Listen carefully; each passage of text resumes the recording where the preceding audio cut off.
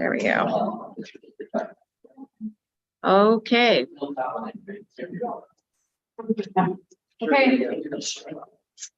Okay, I want to call the November 14th, 2022 Harpers Ferry Town Council meeting to order. We have Jerry on, Yes. and You're here. live, we have Storm, Chris, Christian, and Greg, and Kevin will not be in attendance this evening.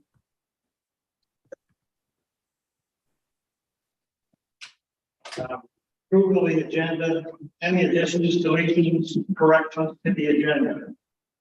I want to make a propose that we move for D is in David, number 6 and number 7. That's 4 D David, 6, 7 to the end of the meeting, following 7 C Charles.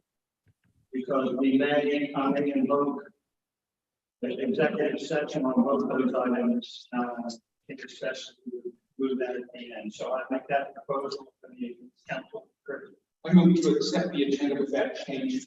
We have a second Christian discussion on the motion. Hearing none, all those in favor of the motion? Aye. Debbie, you're going to have to, Yep. I can't see that part. We got 2 thumbs up. Public comment, we have one item. And Kristen, you're the closest to me, and I don't have my glasses.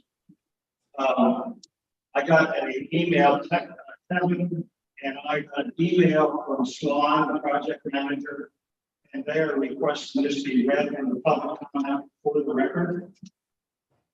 Can you read that? And by the way, when you're speaking, be like where I am right now, about 3 to 4 inches away. Okay?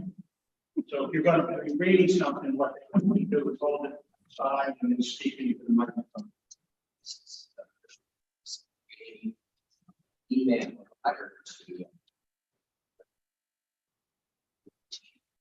you're on the Hilltop House Hotel that's recently finished its stone salvage project in the Summit Hotel, and we now can qualify for materials from that. I can't really hear any of that. So like Can you hear Right in the microphone. He recently finished its stone salvage from the Disassembled Hotel, and we can now Just echo. environmental efforts on the diversion of materials from landfills. Our goal is to reuse and recycle as many materials as possible. During the salvage phase, we earned 2 credits on LEED certification checklist for recycling and for reusing more than 3,200 tons of materials from the previous hotel. We were able to divert more than 75% of the hotel site materials from landfills and allocate 2,228 tons of that material, almost 2/3 of which is organic or original stone, for the use in a new hotel, and salvage wood floors, historic doors, and water tanks for reuse. Mills Group has completed the development of the construction plans for the 1914 lodge and the 1800s Armory House duplex. Currently, two third-party plans are being addressed for plans for the lodge and duplex, and application for our state building permits for these structures will be filed at the end of that period. Local general contractors have visited the site and are preparing their bids. Additionally, the new hotel's interior finishes and furniture have been chosen, and furniture layouts have been developed by the interior design team. The Hilltop team has been working with the Jefferson County Commission to assist with our application to become an economic Opportunity Development District, EODD. This tax increment financing program only affects the new West Virginia sales taxes that are formed by the operation of the new Hilltop House Hotel. The Jefferson County Commission has voted to promote the EODD application to the West Virginia Department of Economic Development. That's the West Virginia DOTED, dearly Laurel and Nancy Hilltop Hotel project.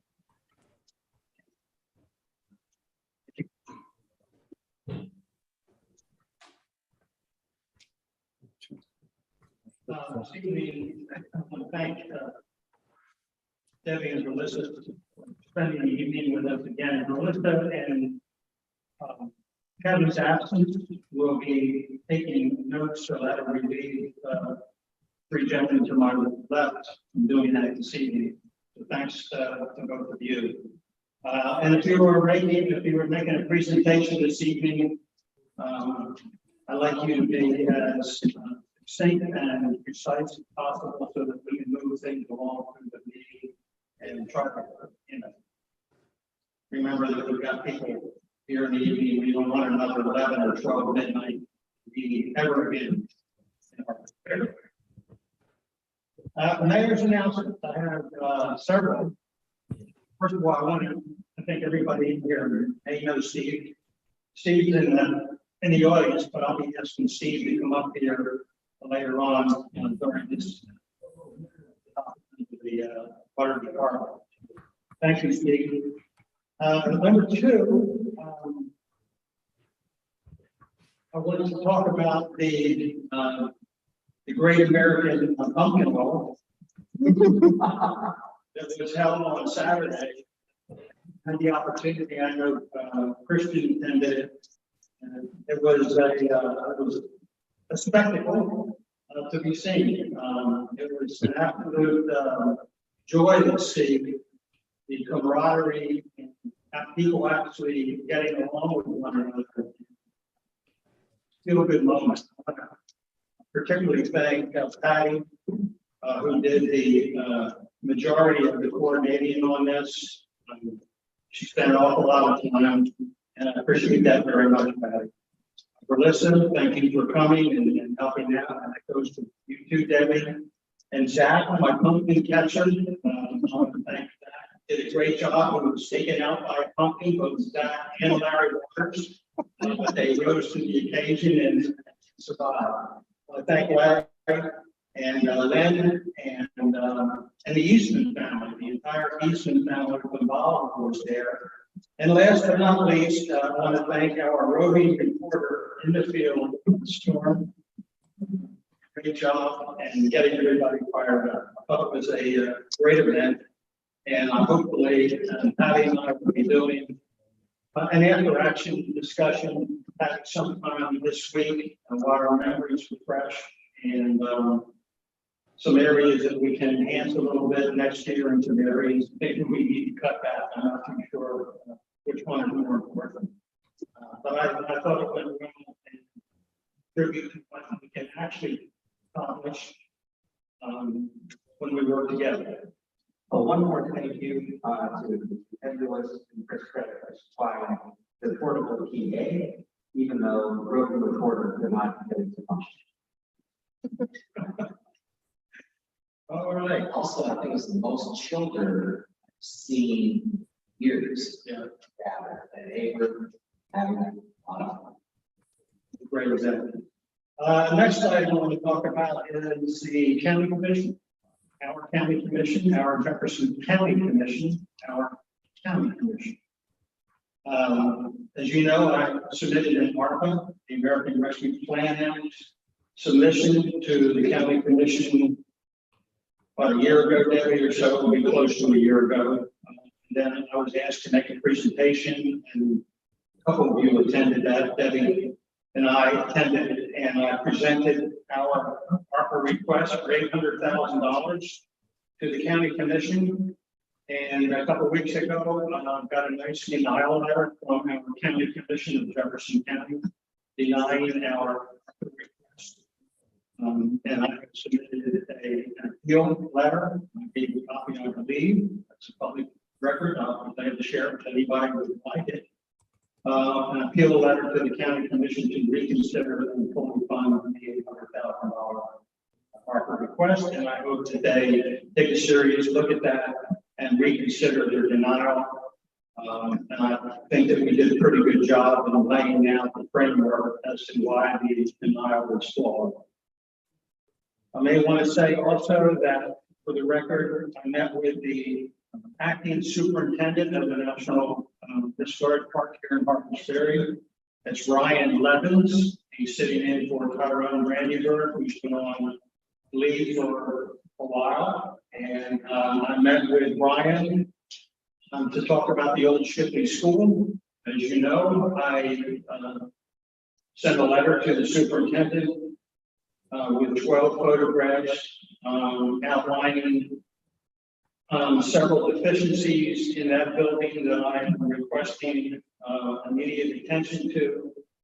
And I think at the last meeting, I mentioned that it's difficult for me to hold residential property owners to the standards of our ordinance 1109 and not hold a large property owner.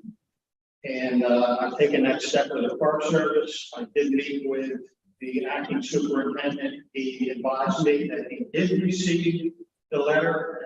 He got a copy of it, I think, from Tyrone Brandyberg's office, and asked me to set up a meeting between himself and Kevin Hamilton, which I have done.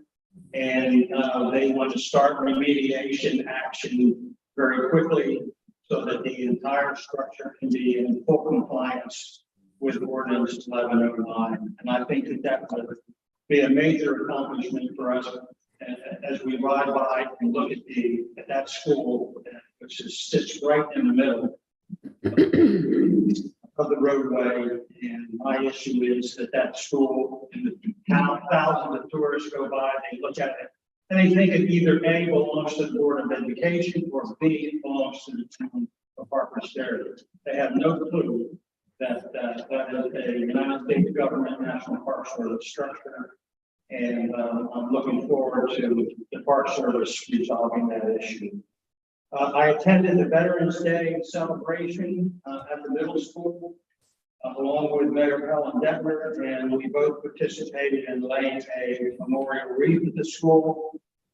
An update on the DOH High Street project. As you know, DOH project was submitted a while ago. There were three options. One was basically a little bit of maintenance on the facility, on the sidewalk. Didn't require too much. Another option was to move the street 2 feet toward the Park Service side of the road. And then the third option was to go one way downhill. We as a group decided to go with the 2 foot. Got a call from the project engineer from DOH last week, Wednesday of last week. He advised that the engineering teams in DOH are having a considerable amount of engineering problems and issues with that option because it is so complicated.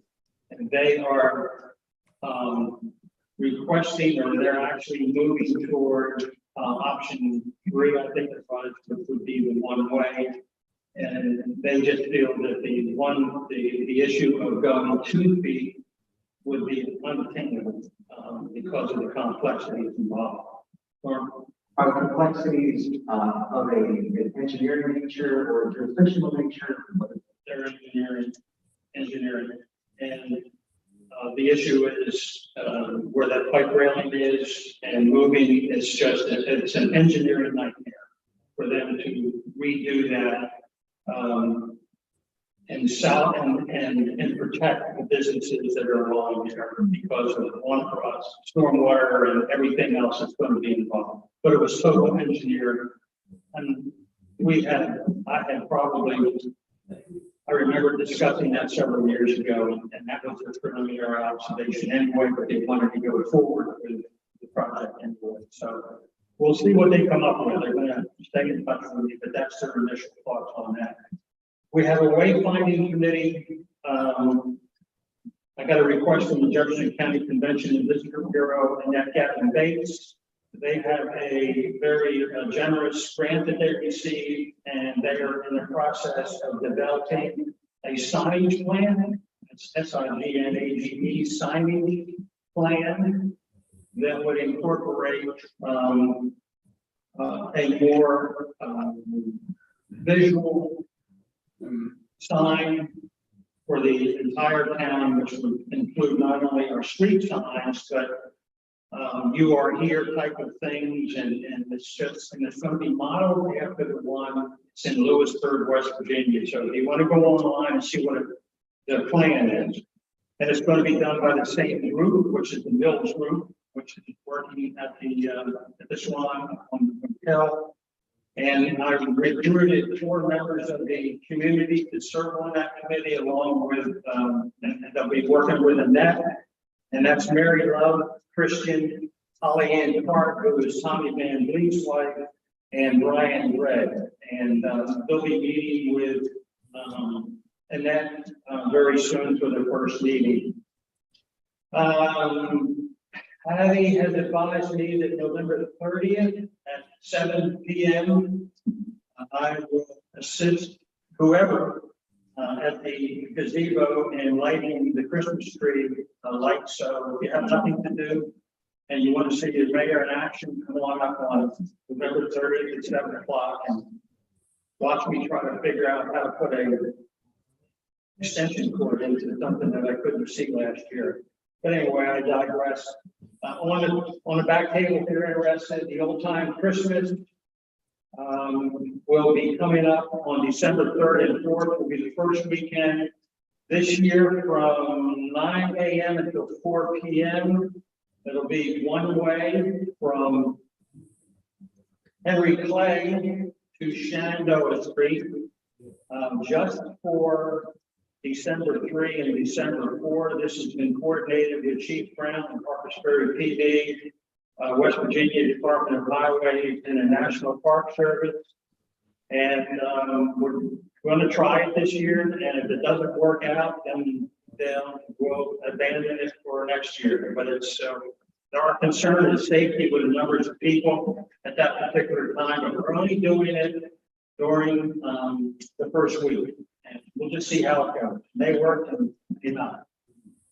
I'm going to ask Debbie later on to talk about the update on our distribution plan with the state of West Virginia. If you got any extra food at your house, drop it by the Women's Club from November 9th to November 19th. They have at the clubhouse, and they're having a food drive. And I think there's 2 other flyers that they have on the table back there about the holiday light tour and the library turkey trial. Anyway, does any member of the council have any announcement that you'd like to make? We all like Christmas. Now, last year we got showed up big time by Bolivar on the Christmas lights. Come on, this year we gotta step up. Put some lights on your house. I mean, they killed the rest. Good point, Christian. Treasurers, not treasurers, I knew that. Approval of minutes. I think if we, okay, let's go to number 3, Debbie.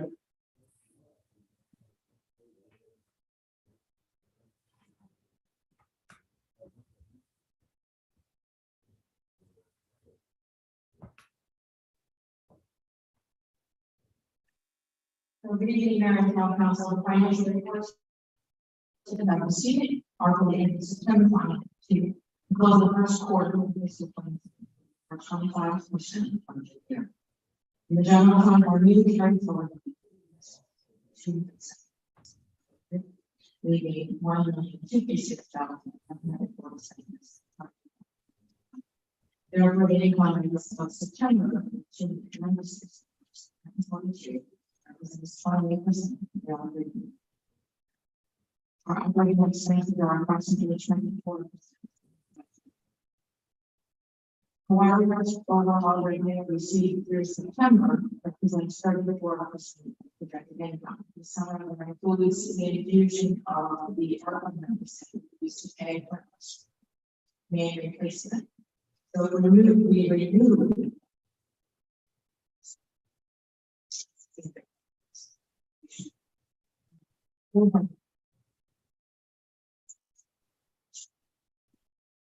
We are still reflecting a support on session of a year that historically judgments heavier and sitting down for most of the rest of the other year. And for operating expenses, if we renew the also made a percent concept of our. Vision 3, fiscal 23 will adjust, we will be adjusting the rate rate this meeting, not will full into line something that heavily basis. Is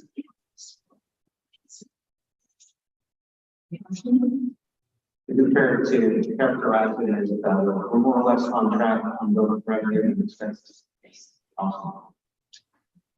I did want to add, looking at the 10, excluding water, the top 5 revenue sources are all well beyond. Yes, thank you, making comment on that. So that's good. We like to see that. We always go with conservative cuts and for some of the verbiage from the year to boost up. And good thing this expenses are wrong. Yes. We need to approve it. I move to approve the general and waterworks through September 2022. Have a second on the motion. Have a second from Storm. Discussion on the motion to approve. All those in favor of the motion? Aye. Storm, what is that? Yes, I want to ask for you to repeat the motion, please. to approve the financials for Oh, okay, got it. General budget and. all right, 6 on. 6. Thank you. Anything else, Ed? Oh, I was gonna ask, Laura, you can't hear us, is that a problem, or? If you're looking at me when talking, I think I can hear it better. Look at you, okay. I think it's important to keep on the microphone. Right, well, and also remember that the audio for them is in that computer. It's the mic on the. Okay, which one? It's it's the built-in mic. Okay. Okay. Keep that in mind. Did you have a question? So the next item is, Wait, Jerry, you're muted. Oh, Jerry, you're muted. Can you repeat that? I was just gonna say that we can hear you. We heard the mayor very clearly. It's when you speak close into the mic and directly to the mic. Otherwise, we get considerable echoing. Can you hear me? All right, go ahead. okay, so the next item is the approval of invoices and purchases of the purchasing. Okay, thank you. Copies of the items to review. Any questions on that? I move to approve the invoices and purchases over the purchasing threshold as presented. Second on the motion, second on the Chris. Any discussion on the motion? All those in favor? Aye. Hi. Thank you, Debbie. Town financial summary presentation, Storm.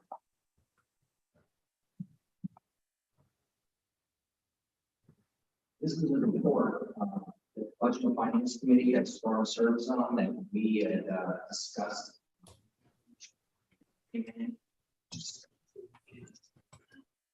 To a practical way of showing. And I put this Storm tremendous credit. Unbelievable job he did. He spent all year trying to figure out and gather these numbers and then make them as presentable as possible. And I don't think I could be the chair of a budget and finance committee without Storm on this. Thank you, thank you. I want to thank, our financial officer, Deb Kelly. Everything I'm presenting is the result of her work, gathering the numbers, curating the numbers, and you'll see it goes back 10 years. So thank you, Deb. And yeah, there's so much that we can say about the numbers. I try to keep it simple to the top line stuff. I'll go through the numbers, and then if there are questions after that, please hold the questions until the end. And this concerns the general fund, which is, of course, most of the operating activity comes out of the general fund. So the other day, budget, of course, is the waterworks. This does not concern anything having to do with the waterworks, so you won't find it here today. All right, the big picture. Within the general fund, tax revenues were by far the largest revenue generators for Harpers Ferry, followed by town services. And we are going to go into more detail in these, but you can see it right there. Very clearly, the tax revenue is more than half, and town services accounting for most of what's beyond that. And this is a good first view because it visually, when you see a column of numbers, it's hard to tell what's bringing in more, what the emphasis is. They're all important. For example, even though licenses and permits is only 2%, if we don't have that, if someone having that business license, there's some of our tax revenue we won't receive. So it doesn't mean that those others are not important, but simply where the town's revenue is coming from, there it is. And as we go along, I try to keep the colors so it follows along. So you can see in green, that was all the tax revenue when we flip back. So this next slide is just that 56% is that green part, for example. And you can see it's very striking. And this is, I double checked this with Deb, that I was buckling this. And unfortunately, on the screen, you can't see all the details, but it's showing within taxes, what kind of tax are they? That's in the green. Under town services, we have the right in the orange. There are only two items in there, but see them grouped together. And under the applicant's license and permits, the other things that were in the chart. And what jumps out at you is by far the largest revenue drivers for the town are the 1% sales tax, which we call that home rule tax, it's levied on goods and services, the B&O tax, it's occupancy, and then the parking meters. And again, everything is important, contributes and has its place, but those three account for a little more than 70% of the town's revenues in fiscal year 2022. So going into even more detail just on the taxes, the green part. Altogether, as much as 85% of the tax revenues are generated by visitor-related activities, and that's the 1% sales tax, B&O, and the hotel occupancy. It's not entirely because there are some taxes that are collected under those that are not directly related to the restaurants and everything that is purchased, but most is. So it's pretty striking. Town services much simpler. There are several things in it, but parking meters is by far the largest item in there, followed by the rents and concessions.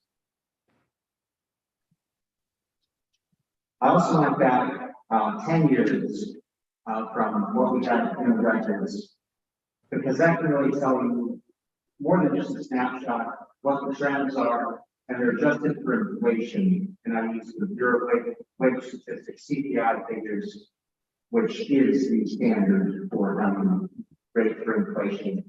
So that we can start to see trends, how we're doing, where we might be going.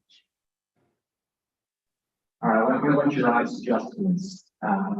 It's similar to a bar graph, where each year has the stack of things that are in it, but seeing it this way, it's can see more clearly how it's flowed over the years. This is in 2022, all the way back 10 years.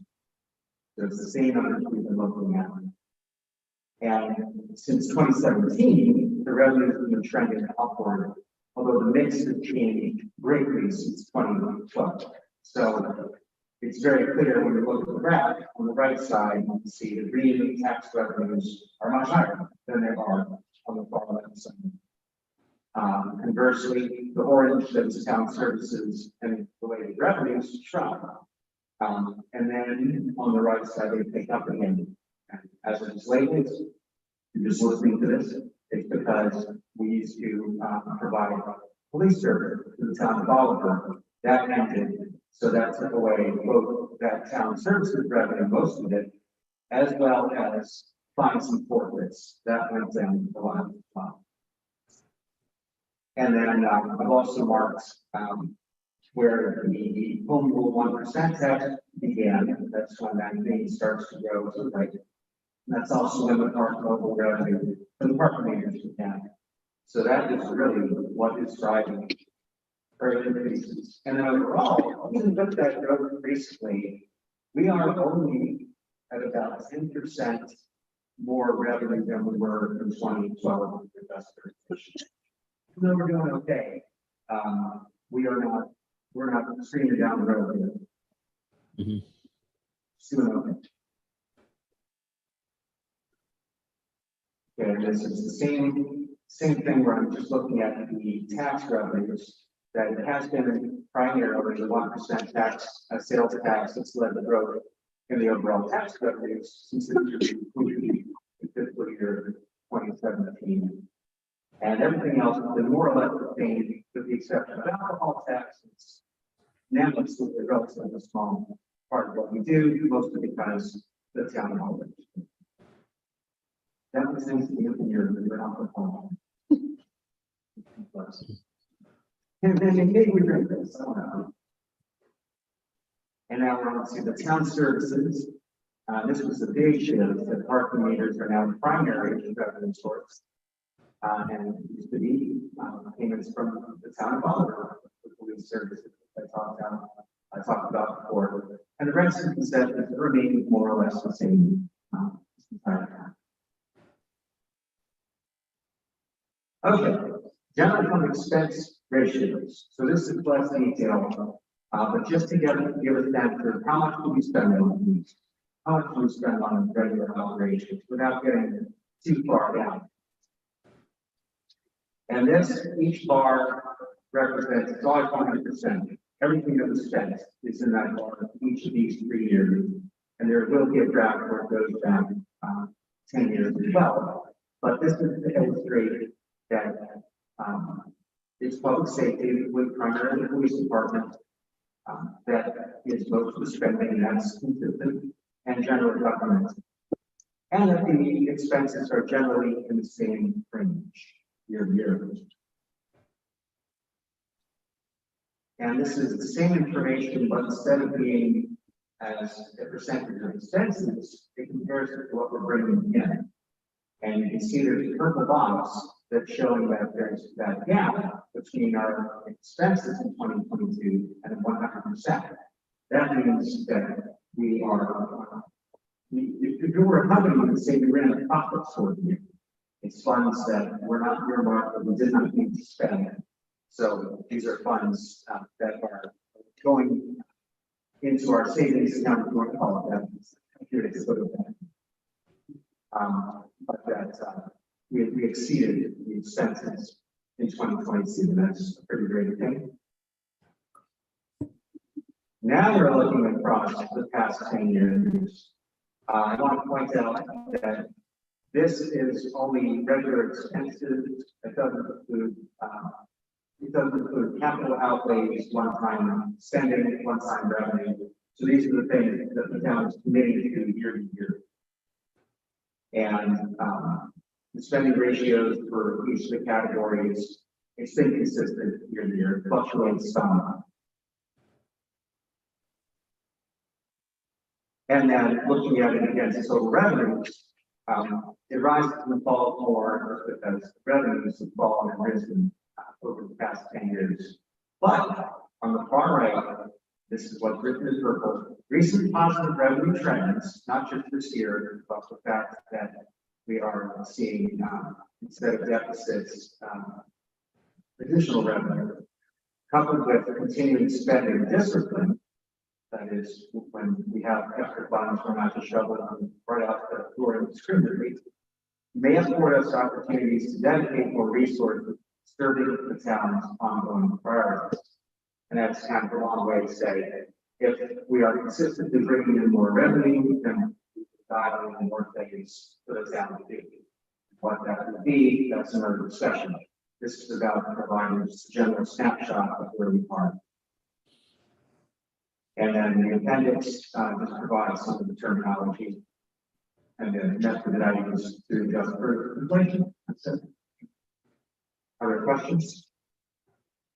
An observation I wanted to point out on the expenses, I noticed the culture and recreation has been increasing over the years. Looks like YouTube, they just the gray box. Oh, the box chart? Yeah. Expenses. But the expense, I mean, we're spending more money on things that are really cool for our town. Oh, yeah, that's one of the great opportunities we have. And the thing about the recreational spending on the revenue side of the bucket that can only be spent on things like parks. So that as we continue to see more funding from those sources, that bucket will grow and be more wholesome. So we can do a larger comparable next year. Maybe it's larger conference. I think that's what it is. Excuse me. Storm, this was a wonderful presentation that I think will help me and everyone else understand the finances a little better. One question I had was the national park allotment for the police, where that's showing up in the graphs. I left that out. So that's not, yeah, I left that in the grants for a contribution from outside. But that has remained the same over all these years. It's the same amount of money. $80,000. Laura has her hand up. Go ahead. I just want to make a suggestion that I can't really, I have the slides in front of me, but I can't see the slides that you're talking about. So if you just mention what the slide number is while you're talking about it, then I can be sure to be looking at the right slide at the right time. Oh, sure. I'll remember to do that. Okay, thank you. Any other questions for Storm? Okay, Storm, well done. Thank you. On behalf of all of us that have been on the lower part of that curve several years ago. Thank you for putting it in perspective. And I'd like you to get the bag and work up some way that we can put some of this into the newsletter, which would be very, very important visual information for our residents and business owners. Thank you. I agree. And some other things that, as we go along to help visualize information for all of us in the future. Good. Thank you. Well done, sir. Thank you. Chief. The ad that was the chief is walking up here. I just want to compliment the chief and the parking attendant. Chief did a great job. He is doing and keeping people, our visitors, in compliance, but he's doing it in a very, very professional way. And it's not like that TV show, the parking. He's doing a good job, so extend that to him on my behalf if you would, John.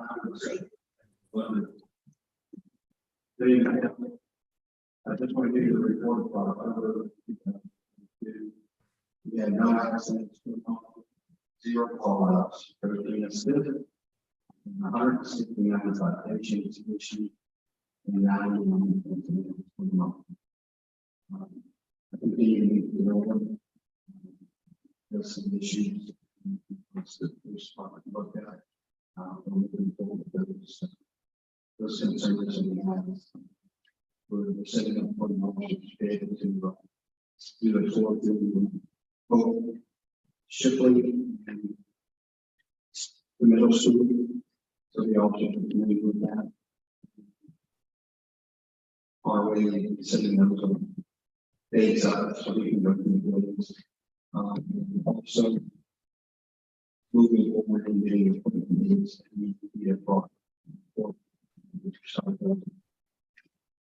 and I appreciate Mayor and support of the appointment that we serve the community. I'll also start to the council members once a month.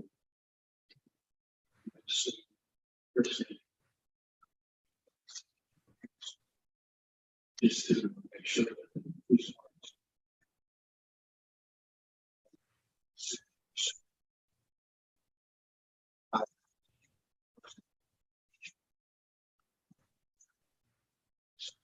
I definitely recommend doing that. I learned a lot about what our police do and certainly want to support this.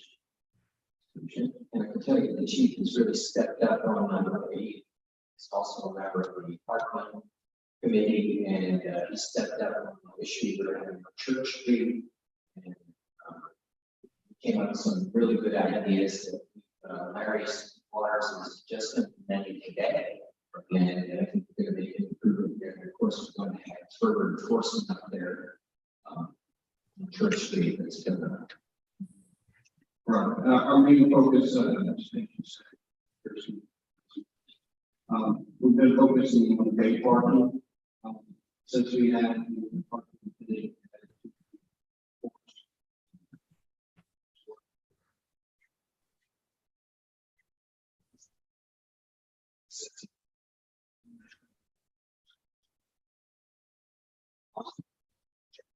Chief, thank you so much for keeping us safe here. You have before you Kevin's report. I'll just make a couple of comments about that if I may. He has been extremely busy for the past 3 to 4 months. You've got 2.5 pages of it here. There's some real good things coming out of Kevin's efforts regarding protecting and preserving our storage structures. You have not had the opportunity to go by Henry Clay in the old Doris Workman residence. You're beginning to see a remarkable transformation into that structure. Kevin has been working very closely with Joe Whittington, bringing that very historic building into the full compliance with 1109. And Kevin also reports some increasingly cooperative responses from residents that he has sent letters of violation notices out to and asking for them to respond and work towards resolution in their property. And he's getting very, very positive responses back from his letters. And in fact, many of them thanking him for bringing things to their attention and the steadily. So he's really beginning to make a difference, I think. And I think a year from now, maybe he won't have to be issuing any of those letters. That should be our goal. So anyway, I wanted to report that if you're talking about the National Park Service letter. So I just want to thank Kevin. I know he's not here, but he does a real good job for the 7 of us in council, well representing, protecting our structure here in Rochester. Ordinance compliance, I don't think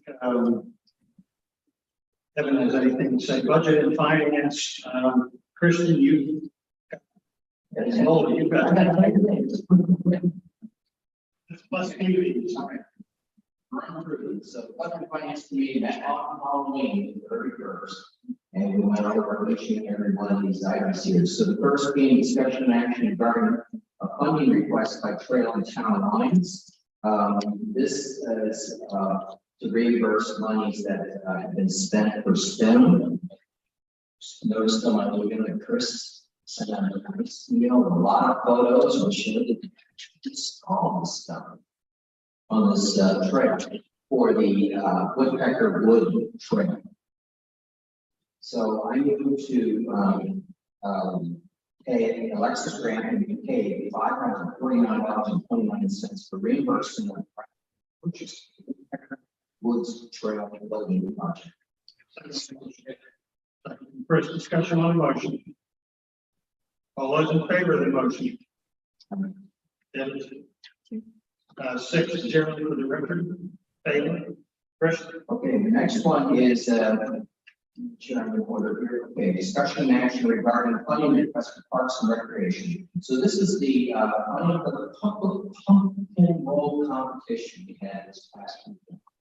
So I move to fund the pumpkin roll competition for materials and supplies up to $250 from account number 402 Economic Development. Second.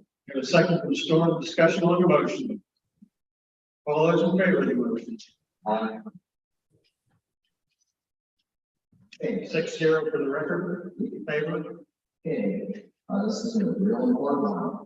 This is number 3, discussion and action regarding the awarding of the 2002, 20, and 2023 snow removal contract. Every year we put it out for bid, put it in the newspaper, we got back one response, one bid, and accepted it. It's the same company we've been using for the past few years, and they're getting better each year. So I move to approve the 2022-23 snow removal contract from the company addendum with Cornerstone Landscaping. Second on the motion. Second from Storm. Discussion on the motion. Chris? I wanted to ask if the contract as presented would include the eco-friendly salt. They approved Yes, the salts that we used, that we approved last year. We approved it last year, but the finance talked about it. Yes, we're very concerned about our environment. It's not very good, especially for partners and for the river. Any other discussion? All those in favor of the motion? Laurel? Laurel Snow Contract. Oh, I'm sorry. It just froze up on me for a second. For the record, 6-0. Okay, number 4, discussion action regarding recommendation to accept the online plan options. Now, I'm going to have Deb actually step into these. He's going to do some more explaining. She's done an unbelievable job of research, and it's for the next, almost all of these that are left. So. Okay, so the state office is requiring that all municipalities provide the option for all payments to the municipalities be available by online service by the beginning of March 2023. But that just means you have to provide an option for people to be able to pay somehow online. And so we are in compliance with that with our water department, and we're technically in compliance with it with our police department, although they actually can't do everything themselves. So we're doing it on the system. The state is offering service to all municipalities through WD.pay, and this is a very competitive credit card transaction processing portal, where many states are, many municipalities are participating. When you go to the website, there will link the municipality that you would use. There will be no taxes. You go to this website, you will find the sharing, you will find the link that says pay the taxes. You go in there and take the business security publishing funds you have.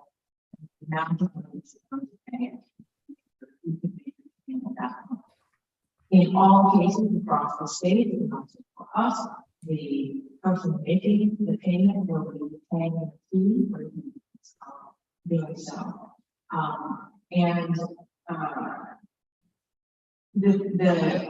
This is one method by which we can accomplish certainly on the general fund fees, with the exception of the police department, which with the police department, we require a transfer slightly different method. Also access to that same portal, but people will be able to put in their ticket number and then make their payments. So this will require a little more to interface with the police department, but it will all be done in the same portal.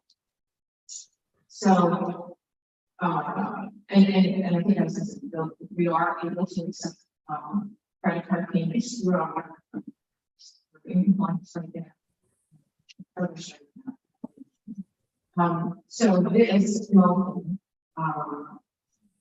it provides the approval of the recommendations to set up this arrangement through the state treasury.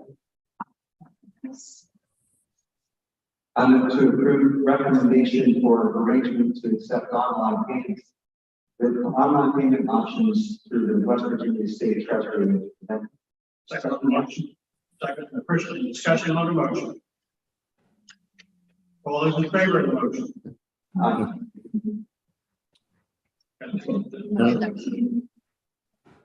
For the rest, 6-0 approved.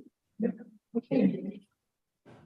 For number 6, discussion action regarding recommendation of purchase card policy. There's a third account. Oh, yes, we're good. Planning on this. Fine. It's fine.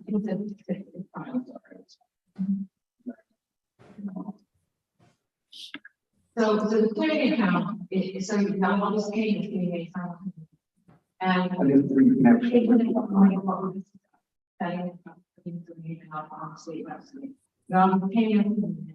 And so, looking at how all of them is bringing to them or making out, and then we can sit there and figure out where everything is and how it got there. The recommendation from the state and from council firm and some others, is that we set up a planning account or any of these general fund. Suppose you don't go to the so go directly into the hotel fund. There's not a lot of them. Police department payments for tickets will go back into the court fund and they always have one. But our, if the cell tower people wanted to pay their rent electronically, that would go into this clearing account.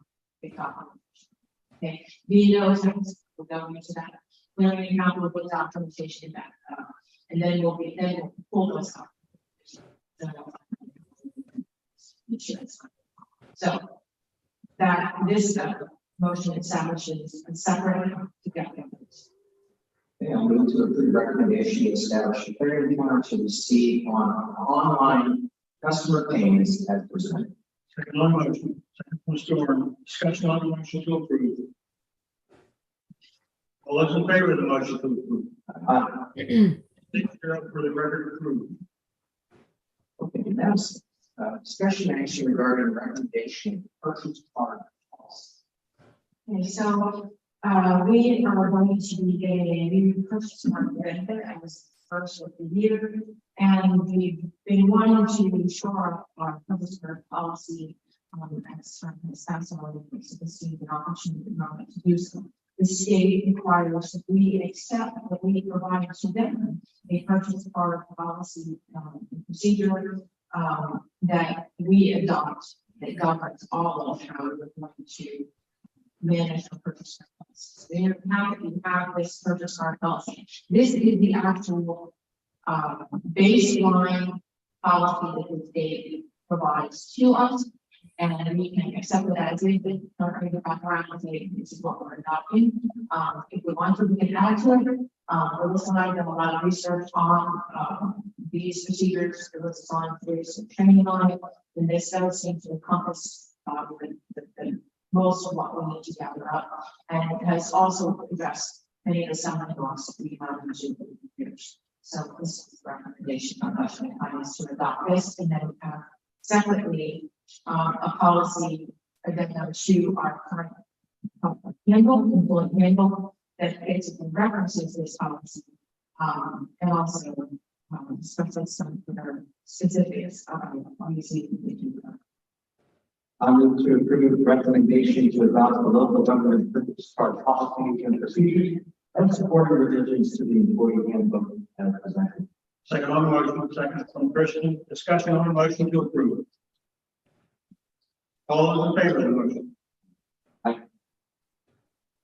Laurel, Opposed? Think, I didn't see the bottom. I think she voted. think Laurel, Oh, there's. Laurel froze. She called. Oh, Laurel, Can you this was see me? Yeah, Yeah, we could, you My, froze, you had to vote.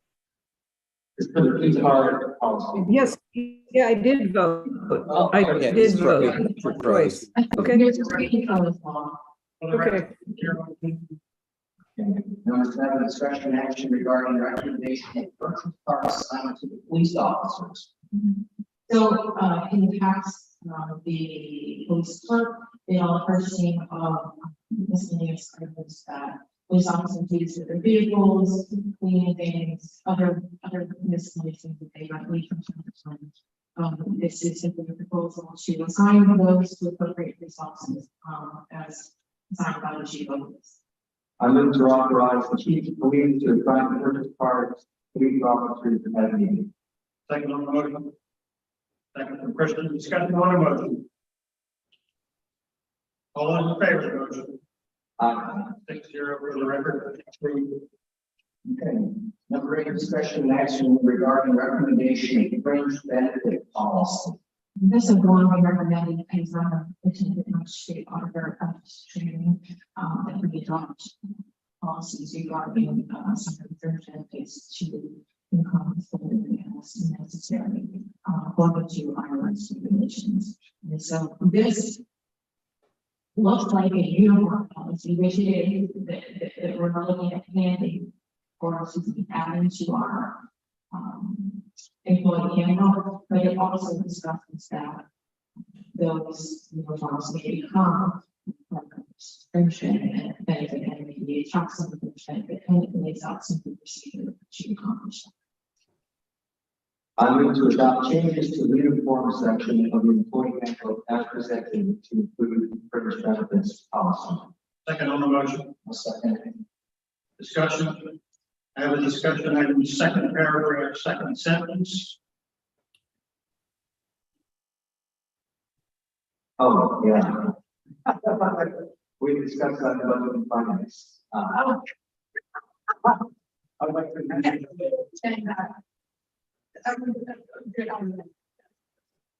We're not going to write some uniforms. Any other discussion?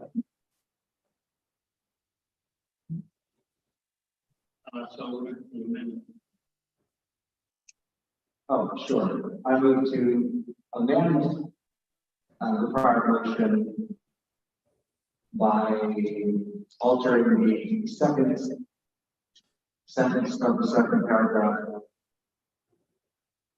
And the sentence.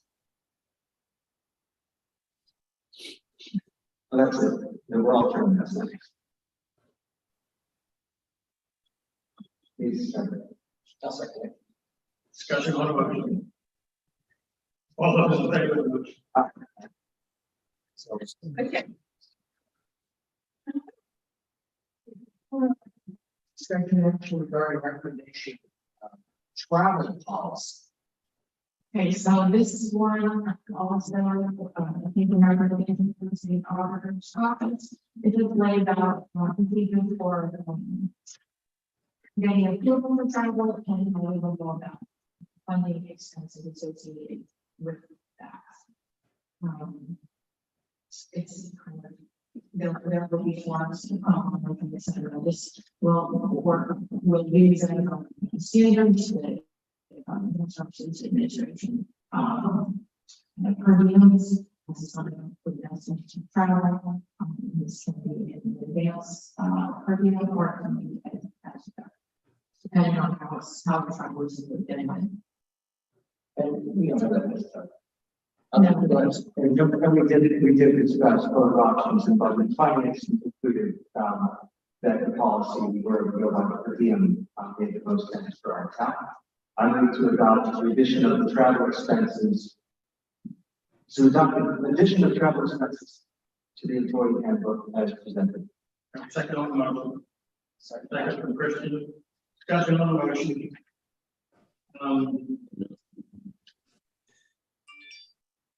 Debbie, you and I talked about this, and I forget. Resolve it. Generally, expenses other than M&ID, that's meals and incidental expenses. Receipts generally are not required for less than $75. But we want to require receipts for reimbursement for somebody that gets into a taxi and goes 6 miles and pays $20. Generally, you don't for less than $75. Those kinds of things. Those are expenses other than M&ID. Awesome.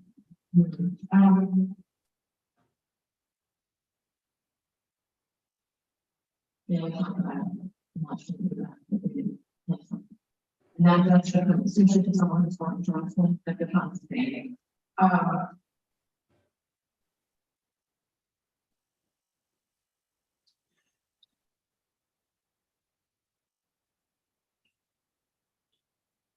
So, let me just look at this further and with, and then, because we did talk about it here, and then there's one other one. We'll just add it to Go back to D&M and have Bill look at that. Yeah, we didn't vote on it. I recall, it's the second is withdrawn and then. I was right. And I also just want to say, because we're talking about more about what's in Johnson, what's the, Steve Hunt coming to a new vendor in January, or hopefully to adopt these incorporated into the handbook, hopefully in January. So, that will be all.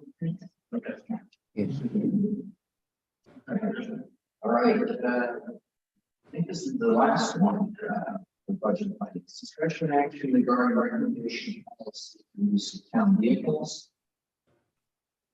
Okay, so, these vehicles really should be reported, the language, starting the first is, and some fix, the, exact, the personal vehicle, the town, that, and, Okay. Move to recommend the use of the town-owned vehicle policy and associated provisions to the employee handbook as presented. Second motion from Stone. Discussion on the motion to approve. All those in favor of the motion? Fitzgerald for the record. I don't know, but I just want to let you know, Deb's going to have a meeting with the employees over all. Let's move to the water department, and Debbie, this one, take you back to the microphone, and before I bring Steve up. Oh. And bring us up to date. If you could, on the IJDC, and Debbie will go over that is again, and the WPA, and she'll go over that again, where we are attempting to secure approximately $5 million for the water department. So with the support of the community, we have submitted to the West Virginia Infrastructure and Routes Development Council, which is also known as the IDPC. Preliminary application for the water works distribution system operating. The project total value is $5.160 million. It's intended to cover replacement of water mains in our distribution system. Every year we have expense estimated on our distribution. The application was approved by the EDC on November 3rd. The next step is an application for grant funding from West Virginia Water Development Authority, which, if approved, will provide to us $4.9 million in funds towards this project. The rest of the project is funded through the money that we have expended on the Elster Navy research and distribution system. And there be some administrative fees that are still need to cover as well as that they would be.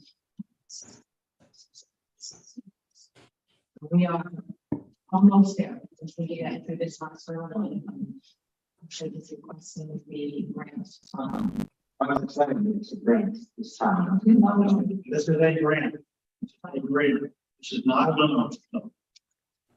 Anyway, thank you, Debbie. Now, Steve, if you mind coming up, I think we've got some good news. Everybody should know Steve. The good news is he's been employed for about a week and a half, and he's still here.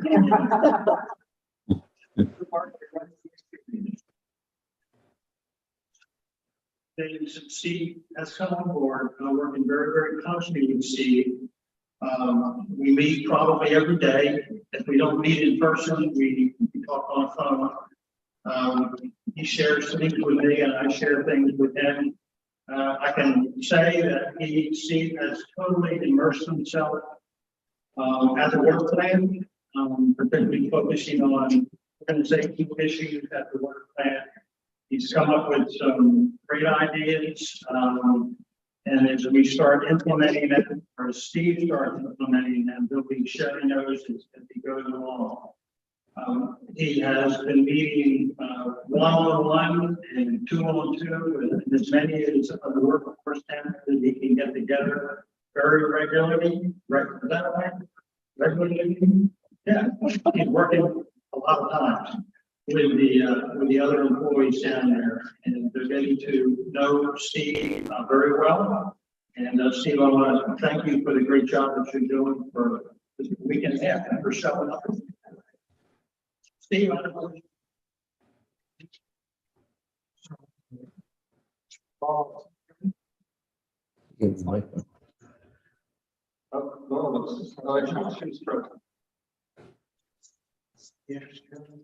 I'm here. Yeah.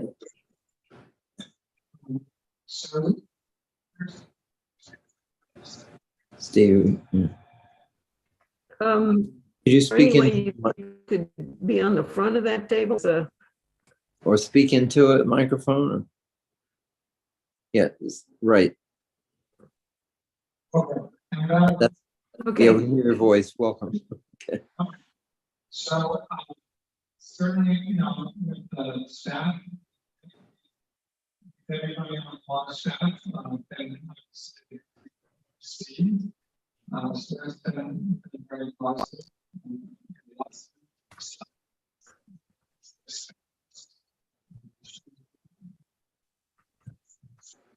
Mhm.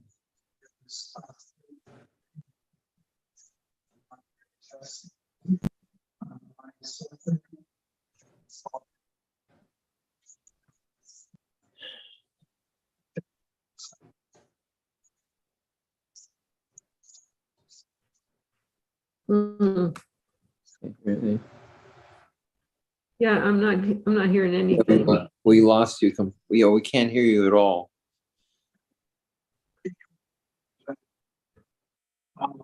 So. Yeah. So,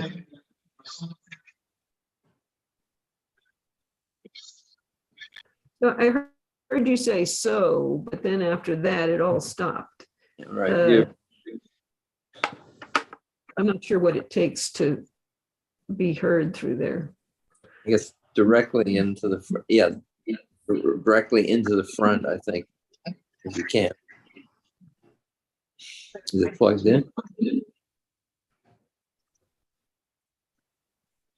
So We're getting out the reserve one. That way you'll be sitting right here because the microphone they're hearing from is in the computer. okay. okay, we're gonna give this a try. Okay, we hear you now. And this is as good as it's gonna get. We can hear you now. Right. Good, okay. So besides meeting with all the staff and working with the staff, it's been very positive activity. Just let's say immersing myself in various things. I received at this point the material safety data sheets for all of the chemicals, well, not all, for the primary chemicals that we use in the plant. We have many others that I will be tracking down, but I'm very much interested in safety and housekeeping and SDS sheets. We've had big drums of outdated chemicals that started to get removed from the premises the end of last week. So that's a really positive achievement, I would say. Looking into our purchasing policy, that's still a lot of work to be done there, but just how we purchase chemicals, how we receive them, we're getting bids from and all the rest of it.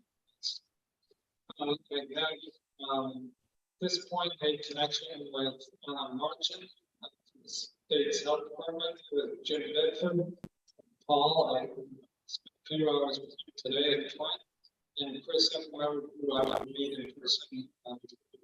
So, as I understand it, and all key individuals that I do want to be in touch with. Working with, again, with some of the staff here, we've running to speed, and we've kind of talked through the week adjustment policy and also the building policy. And I've got as items in my desk to document those policies and make sure that we've got those all flowed charted out so we can get to understand, everybody understands how to work with vendors. Very quickly, engineering update of things that I have observed have been going on since I've been there. The paving has been completed. Appear to me that the new floors are going into Eli tells me about the windows. I'm just going to say points. I think some windows are there. Maybe not 23 p.m. We're going to get the diesel generator up and running for the first time. Diesel Cummins was there today. Briefly about service contracts. It's going to be information on that.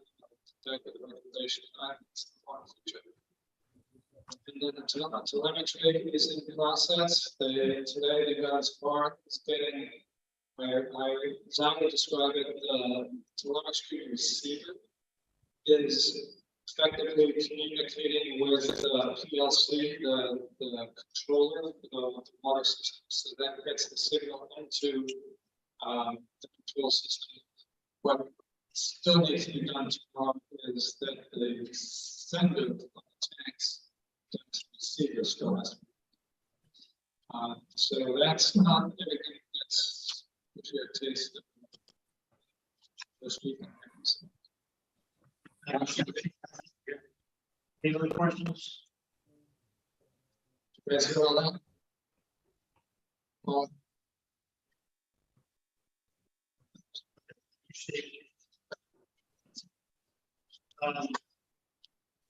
General report from the Water Commission. Wow.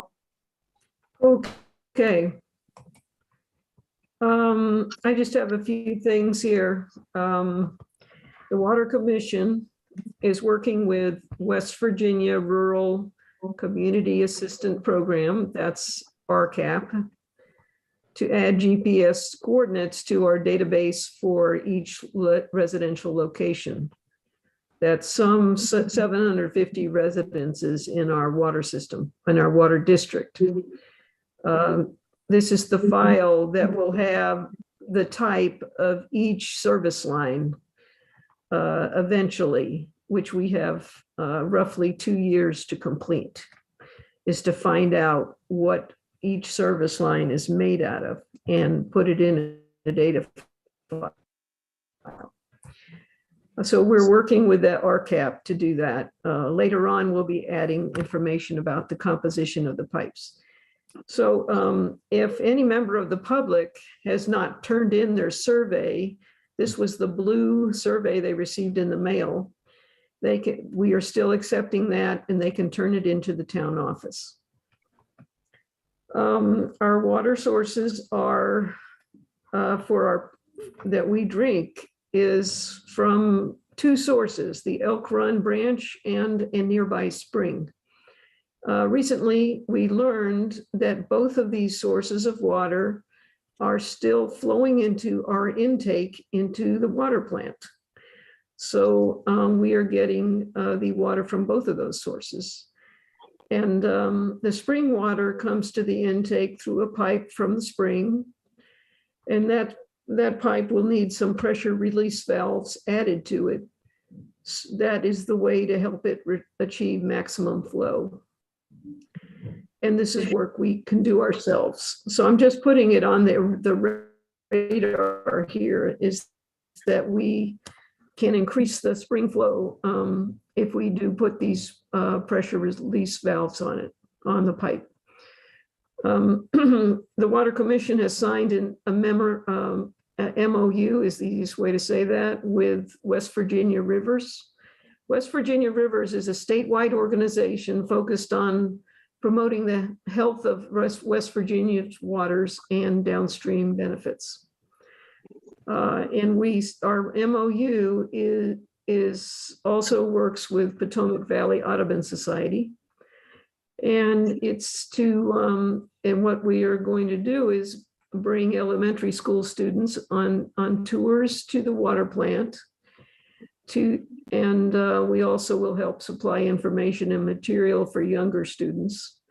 The whole purpose is to promote good stewardship of our Elk Run watershed and protection of our water resources overall. Okay, and the final thing is that we're conducting a survey. The Water Commission is conducting a survey of what uniforms, clothes, and footwear are issued by different water utilities in our area. And we are doing this to inform us about what the different practices are in our area. And I'll be able to tell you these results by the December Town Council meeting. That's all I have. Lauren, could you get you mentioned at the beginning of your discussion, reminding people about the surveys that they have not turned in. Right. Might be a good idea to get with Patty and get something in the newsletter about that. That's a good idea. Thank you. And, just one, and in the interest of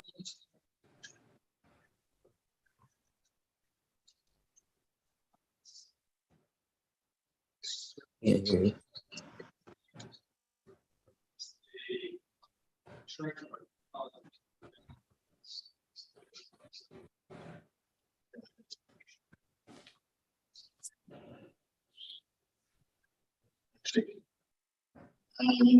Okay, thanks, Laura.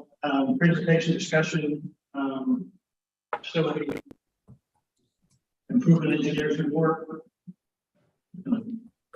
Okay, the engineer's report, yes, let me just talk about that briefly. Hang on a second. All right. So the engineer's report comes from Chris Eckenrode, and we receive this once a month. Well, he reports that our contractor, Alvarez, is working on the area that has the new office, the break room and restroom. And he is also finished continuing work on the Prospect Avenue tank site, but potable water line reconfiguration, and the 10-inch raw water line intake. Although I believe they finished that. They have paved the new roadway around the clear well. If you see it, you'll see like a round paved area around it, and begun installing the chain link fence in various places. Other miscellaneous work was pipe labeling, the heat eye wash station, and plumbing and electrical for the new rooms. And Alvarez has started to, the word is demobilize. They're starting to basically disassemble all the equipment that they have there and take off what is not needed anymore. They plan to finish and paint the drywall, install door frames, plumbing, bathroom fixtures, everything connected with those 3 new rooms, and install the telemetry panel antenna at the tank site. So Jim Bedford is the person who is going to make sure that this is connected to the SCADA system so that it works automatically.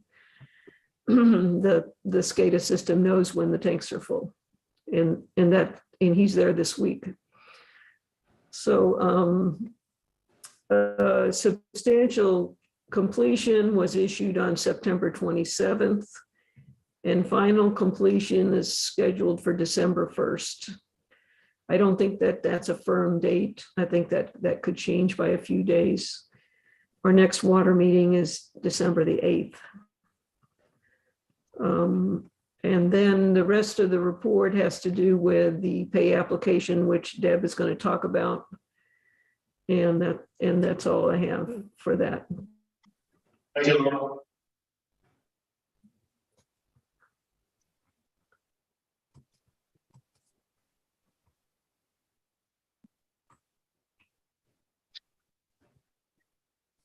Okay, this is resolution number 20 of the town of Harper's Ferry approving invoices related to construction and to water and other services for the water project and authorizing payment thereof. Whereas the town of Harper's Ferry has reviewed the invoices attached to it and incorporated herein by reference in relation to the construction of the water project funded by the United States Department of Agriculture, and finds as follows. Number one, that none of the items for which payment is proposed have been requested from another source. Number two, that each item for which the payment is proposed to be paid is or was necessary in connection with the project and constitutes a cost of the project. Number three, that each of such costs has been otherwise properly incurred. Number four, that payment for each of the items proposed is due in LA. Now, therefore, be it resolved by the Town Council of Harper's Ferry that the payment of the attached invoices as summarized below are hereby authorized and directed. Twin Docks and Foreman, $13,319.69. Alvarez Contractors Incorporated, $196,121. $196,121.05. Total of $209,440.74. Adopted by the Council of the Town of Harper's Ferry at a meeting held on the 14th day of November 2022.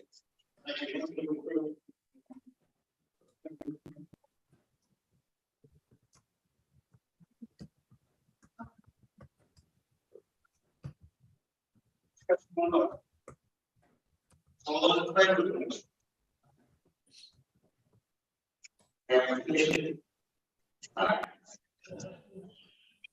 6-0.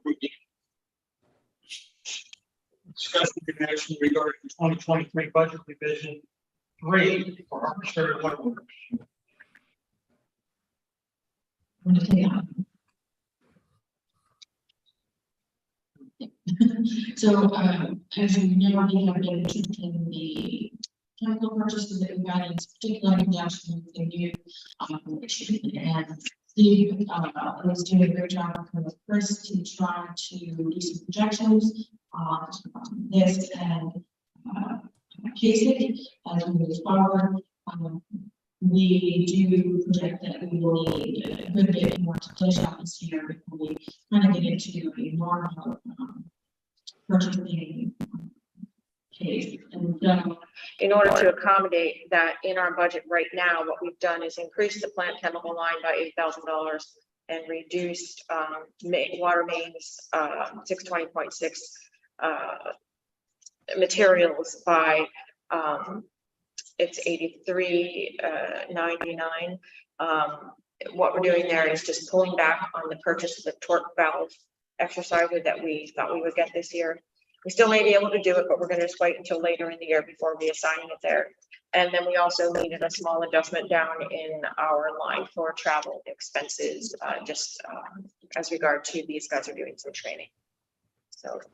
To approve the fiscal year 2023 budget revision number 2 as presented. Second, Chris, discussion on the motion. All those in favor of the motion? Aye. Budget revisions.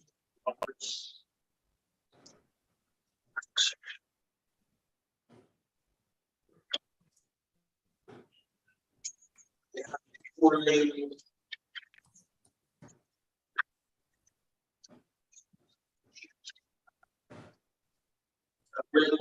to skip that.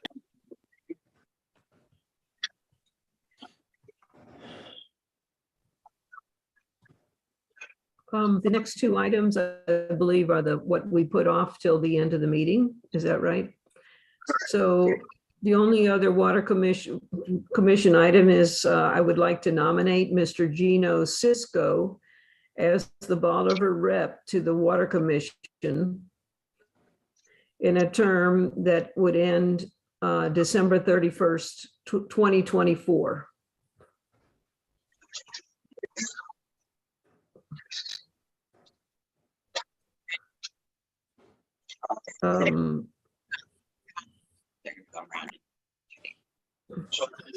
So I believe that if Kevin was here, he'd be directing us to vote one at a time. So Carlissa, Kristen. Chris. I'm so enthusiasm. Laurel. Aye. Jerry. Aye. And I.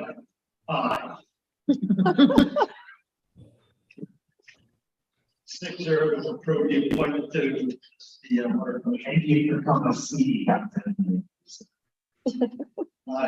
Parking committee, we don't have anything to do with it. We do.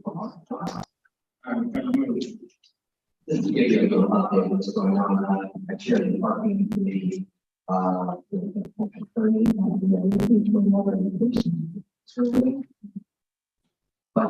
the parking meeting, we're going to chief. We have 2 staff members, and we have the resident bringing Michigan Church Street. It was a hearing, perfect, like our meeting so much, so I sit through the entire 2 hours. It was an excellent meeting. You were primarily focusing on taking parking passes, particularly as they go to businesses in town. So we didn't make any hard decisions. We're working on updating our policy, and hopefully in the next few weeks we will get back together and come up with a proposal for this will start with the budget and finance committee, because it has to do with dollars. So that's where we're at. Anything else on parking? Thank you, Christian. Ordinance review committee. We, as you all know, we have been absent members. Council member Jim Jenkins and Kevin Carden, our chair, reminded us that we do need to make an official 3rd member. And so I would like to follow the most logical nomination to that.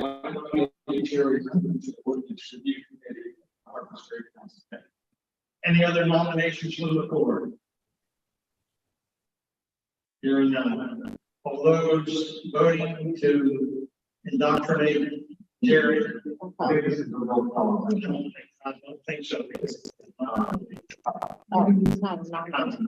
Commissioner committee thinks you can do it this way. Yeah, let's go for a vote. All those in favor of their. I'll just make the nomination of Jerry for ORC. Yes. Just, are we good over there to be good? Thank you. I don't know if I should vote myself. Okay. Let me just say for the record that Jerry served, he's got plenty of experience in this from his previous life on town council. And he'll do another. Well, he can. Thank you, Jerry. Thank you. Planning Commission, Curtis, did you? Yes, I will try to be brief, but I have a lot to report. There were 2 big pieces of news over the past week. One, the state of Maryland has announced the awarding of a grant funding to Cedar Canal National Historic Park for construction of a ramp staircase on the Byron Bridge. That's the CNO end. And engineers have already been out doing some preliminary work that starts to likely start in 2023. So very excited on that project that we tried to get the CNO moving forward with since 2009. The second announcement, HEP MPO, our regional planning, transportation planning organization, will be launching its new regional bike pedestrian plan in a hybrid meeting this Wednesday morning. The contractor is Michael Baker and Associates. And I will be attending remotely. Let me know if any of you would like to join me there.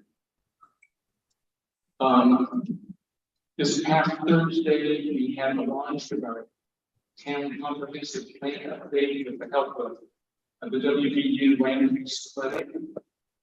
The mayor, Storm, and planning commission members of the Zach Morris joined me in conducting a tour of town for WVU consultants, Christy and Cameron students. In addition to stops at various sites around the town to discuss issues, projects, and challenges, we met briefly with Steve at the water and Andy, the water plant staff at the plant, with Swan, project manager, Wallace Mansky at the Hilltop House site, with Merchants Association President Kathy Baldo on High Street, and with park staff, Brian Evans and Leah Taylor on Shenandoah Street. I'd like to thank everyone involved in that tour. At 7 that evening, we had our planning commission meeting with Christy and Cameron, discussing the planning commission structure, membership, related documentation, and town strengths and challenges identified.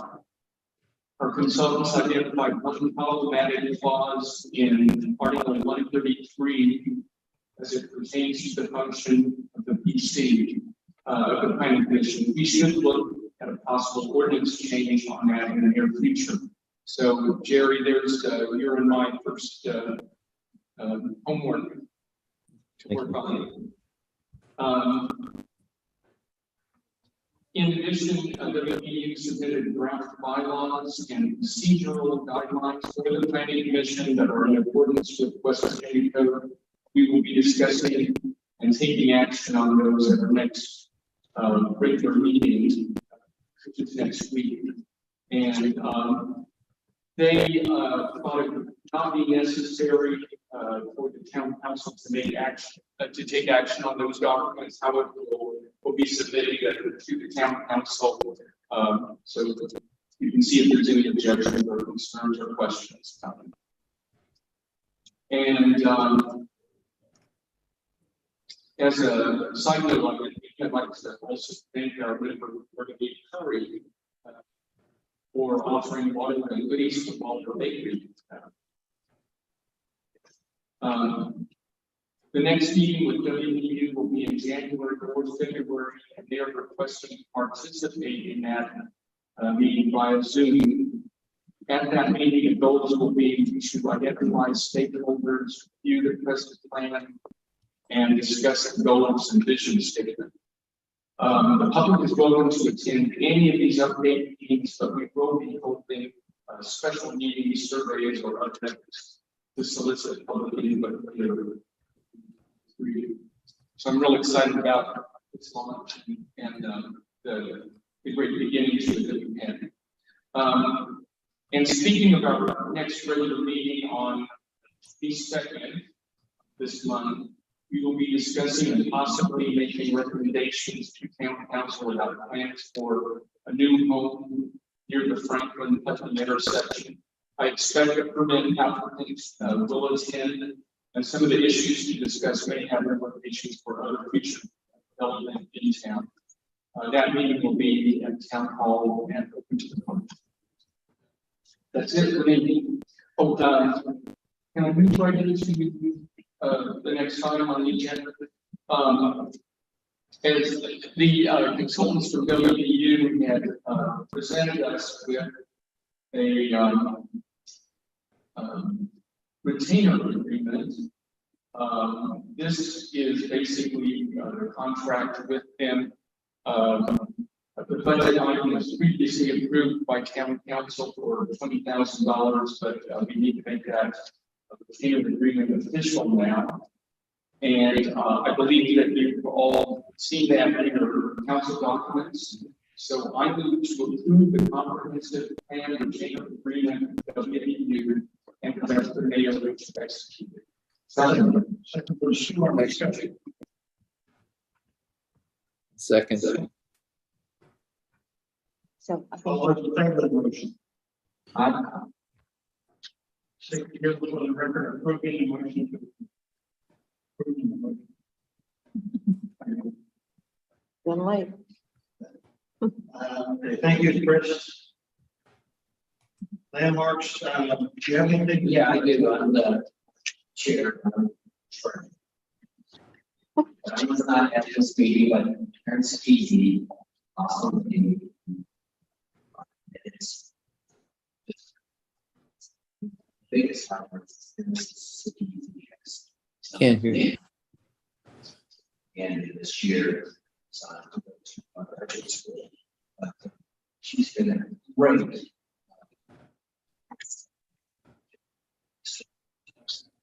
Could you? Yeah, so that means we have no meetings, so. But the big thing that Historic Landmarks has been working on is waste guide time. We're still working on that.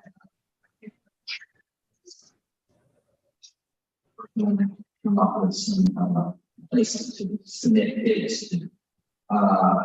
Let's see, the Historic Landmarks is also has an ultimate letter that we are assigned off on instead. That to the state, and their approval, then we'll be able to start sending out the letters to the residents of the state. And also, we're working on Appendix A. We have one more section left to go. We split it up in sections and got one more to get. We're going to have a work meeting. It's just us. It's not no motions or meeting per se, other than going over the appendix. And hopefully we will have this done by the December. To the school. So, give the approval. Yeah, really excited about this project. These people have really done a good job. Something that's really going to fit well. In our community. This house really in bad shape, and they're going to bring it back. So that's it for the start. We're still along. Okay, thank you, Chris. Chris. Yeah, for Trillins Town Alliance and the community partnerships that it represents. First off, I'd like to acknowledge and thank Trillins Town for its efforts since 2009 for the more accessible requirement to reach pedestrian pathway. We're thrilled with that those efforts are finally being on. Trillins Town is also excited about changes made to the football festival. Will be less of a town-oriented event than the past festivals. This is people. We will be keeping and expanding a bit on what has been most successful. One of the most successful aspects. Workshops for long distance hikers sponsored by HEC and opportunities for town residents to meet and interact with those hikers like the football hikers and on the breakfast. And we're especially excited that we may be able to run to the park and the HEC on this. The other big project Trillins County has been working on is trail development and technical. That was I've seen some of those pictures of the gravel parking lots that were down on this weekend. Woodpecker Woods is a West Virginia DNR wildlife preserve, Stratus Harpers Ferry, Baldwin, and County line. This trail development is taking place through a memorandum of understanding between DNR and the Historic Town Foundation, the parent organization. Because future trail work plan will increasingly take place on Harper's Ferry, Beacon Street, and other public properties, Trail and Town is proposing an MOU between the Corporation of Harper's Ferry and the Foundation based on PNR. We've circulated the new draft MOU council documents for possible action tonight. I want to mention just 3 things related to that document at the beginning of the discussion on it. First, the purpose of the MOU is listed right out of our present comprehensive plan. Secondly, our town lawyer has reviewed the document and had no concerns. Since the review, we made only minor clerical changes in the document. Mr. Stair noted that the only financial obligation in the MOU would be the signage. The town would determine what signage is desired. And the third item, many of this question point that did not address the specific projects really the town would be working on the town public land. I believe the answer to that is found in item 4A in the MOU states the town must provide written approval before the foundation can begin or alter any development or enhancement of the property whatsoever. This should allow the MOU to be an overall agreement that will be flexible for future projects, no matter where they occur in the town.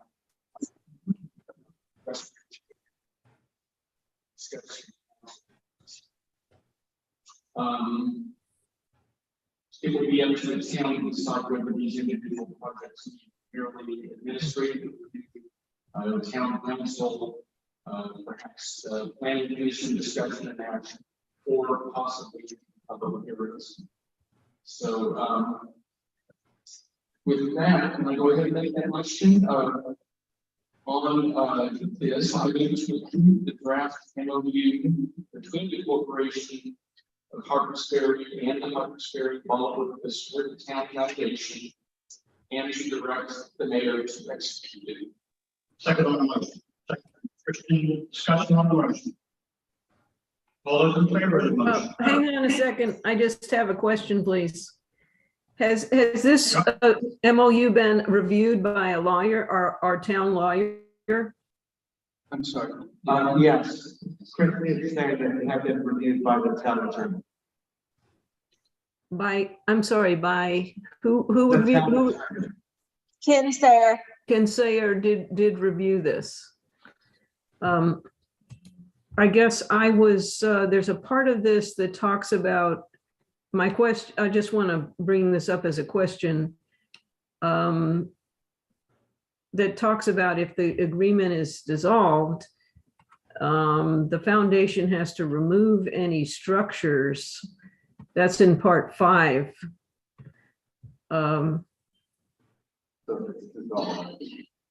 What about it? So what structures would have been built by the foundation? None. It doesn't contemplate that. My guess is that that's boilerplate language, but going from memory of having read it, that it doesn't contemplate that they would build structures. Okay, I guess my eye was drawn to the idea that the foundation that this allowed the foundation to put structures on, because at the end it says if it's dissolved, the foundation has to remove any structures they built. So it was like an implication that, but you're saying that this agreement does not actually allow them to build a structure. Is that right? Where were you looking and finding anything about structures? Yes. It's if you find Roman numeral 6, It's the If you look- paragraph right before Roman numeral 6. If you look at four C and D, it outlines specifically what is permitted. It is limited to development and enhancement of hiking trails. The foundation may not develop or enhance any trails for the purpose of bikes, motorized vehicles. And then D, it does say none of the town will be responsible for signs. So it's limited to developing the trail, which I don't think any reasonable person would say would include structures. Yes, okay, well, Yeah, it yeah, I just- don't think, it doesn't actually authorize them, but it just says if they, subsequently, they might authorize, I can't imagine what, but they might subsequently authorize structures which would have to be authorized by the town council. It's just saying that if they had been and if there were, they would have to be removed, but neither has occurred, so. okay, thank you. That's all. Yeah, it passed. But did we actually vote? Okay.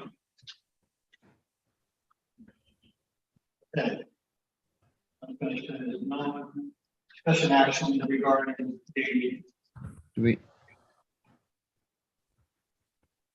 Do we need to vote on that? We did vote. No. Oh, I think we had started to, but then the question. I saw 6 hands go up, but let's, for the record, we'll vote again. All in favor of the motion? Aye.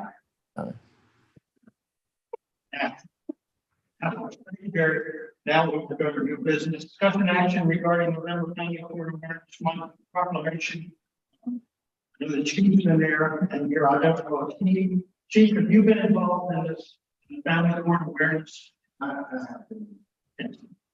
What this basically is, we're being asked to, whereas the mission of the Family Court Awareness Month Committee is to increase awareness on the importance of family court system that prioritizes child safety and acts in the best interest of the children. What happens is that when children are returned to an abusive family, many times the abuse continues and causing either psychological, emotional, physical damage and injury to the child.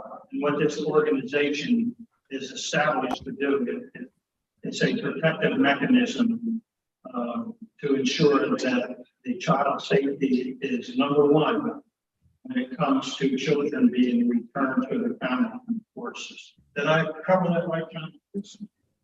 And they're just asking for corporations and municipalities support of the efforts and work that this organization does for our children. So I'm just asking you to authorize me to be a signatory on this proclamation. Yeah, when I saw this, checked out their website and the work they do makes material difference to children's lives. So I would recognize the members of this family court awareness in Harper's Ferry and authorized to the exercise. Thank you. You have a second from Chris. Any discussion on the motion? All those in favor of the motion? For the record, 6-0 approving. Let's do 7, B, and C together since they're the same thing. This is probably number 5 and 6, maybe, that we've done. This again is the opioid settlement agreements. We have 2 more before us, and one of them is from Allergan, and the other one is from Jensen. Same act, different actors. Same as before us. Question of these we can do in both. I move to approve endorsement of West Virginia Attorney opioid settlement agreement development, and move to approve endorsement of West Virginia Attorney opioid settlement agreement. And a second on the motion. We have a second from Chris. Discussion on the motion. All those in favor of the motion? Aye. 6-0 for the record approving. At this time, based on authorities within West Virginia code, 9A, 4-B, 2A, and 12 on request to go into executive session. Second. Discussion on the motion.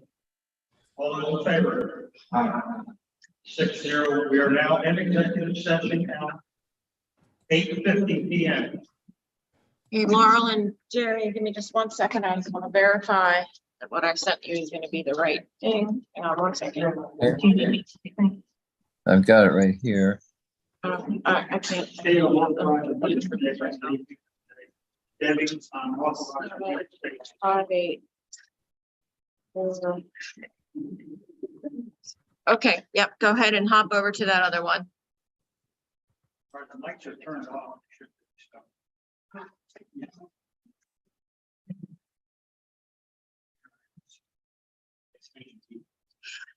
We have to keep this open.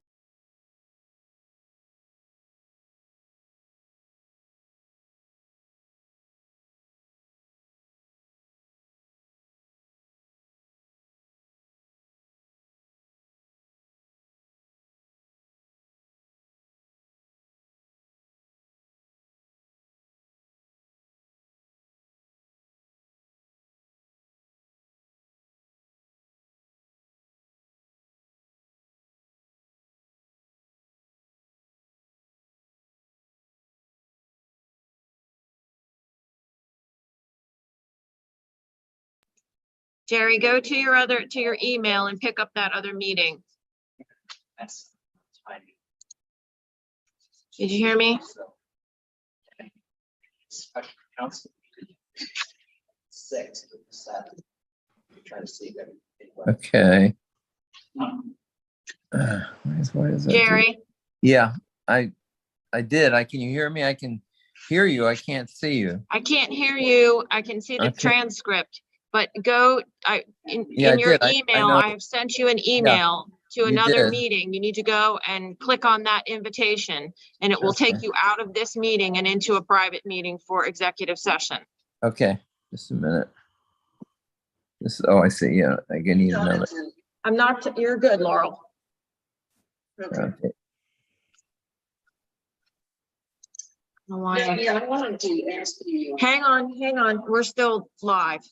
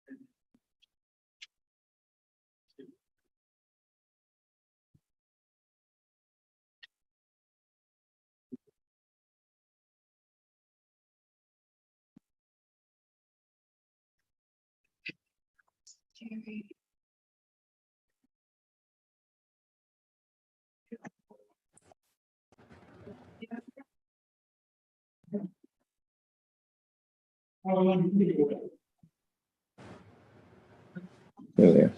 Is it cold out there? Oh, my goodness. All right, I think there's Laurel. Hang on, just getting Laurel in now. Okay. All right, we should be good to go now. Okay, it is, for the record, it's 9:24. We are in the executive session and we will return. Formal session. Agenda item 4, E dated number 6, discussion action regarding establishing and implementing date for the previously approved water plant employee salary scale, assignment to specific salary step, and change in position title. I believe to change the supervisor position to chief planner.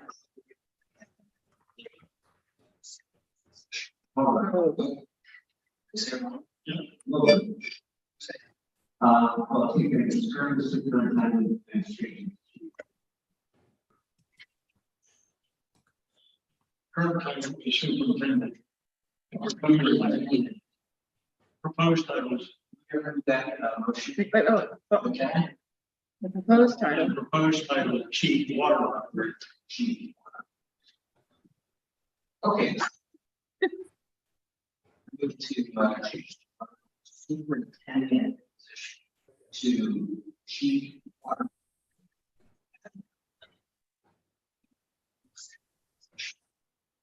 Sorry.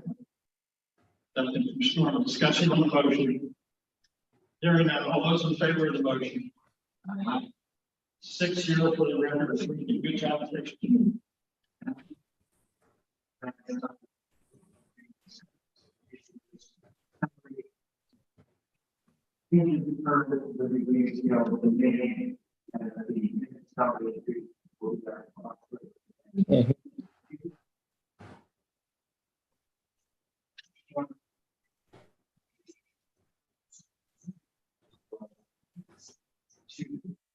Chief water operator. The class 2 operator will be at 7. Class 3 operator. Class 1 will be at step 2 of class 1.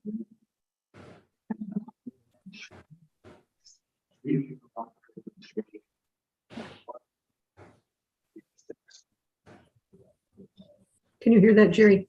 No, I can't. We can't hear it all. We can't hear anything. Discussion. Can you repeat the motion, please? Can somebody else repeat the motion? Yeah, that mic is off. Yeah, maybe. Yeah, well, you can probably do it right there. It's just you need to talk into the mic. Can You you hear hear- me? Yeah, I can hear you, Storm. You hear you now. I can see. You can hear you. Yeah. Yeah, we hear you. I need that the deed of any salary increases, correction. I need that the following changes to water work employee positions be made per the new pay scale, and that any salary increases will be effective as of October 10, 2022. And they are as follows: the chief water operator will be the current superintendent, who will be the chief water operator at step 2. The class 2 operator will be at step 5 of class 3. The class 1 operator will be at step 2 a class one operator. The operator in training will be a step 3 of operator in training. And the monitor will be a step 7 of operator. Thank you, Storm. Second, second question, discussion on the motion. All those in favor of the motion? Yeah, sure. 6-0. I think we covered all that. Discussion and action on approval of invoice. Related to upfront main replacement invoice. I today, 7,040 that's everybody's going to be for the work on what's running the environment. Second on the motion. Second from Chris. Discussion on the motion. All those in favor of the motion? Aye. Opposed? Sorry, I didn't hear what the motion was. Which part was it? Yes, you, maybe. I don't know. Can you enable the transcript on this? I'm gonna repeat it for, We can hear you. Okay, Oh, we can hear you. No, yeah. You let her do it. Yeah. Move to pay $7,040.10 to Heberling and Associates for the Elks Run main project work that they did. Okay. Thank you. We took a vote, and I didn't see the vote, Jeremy, or.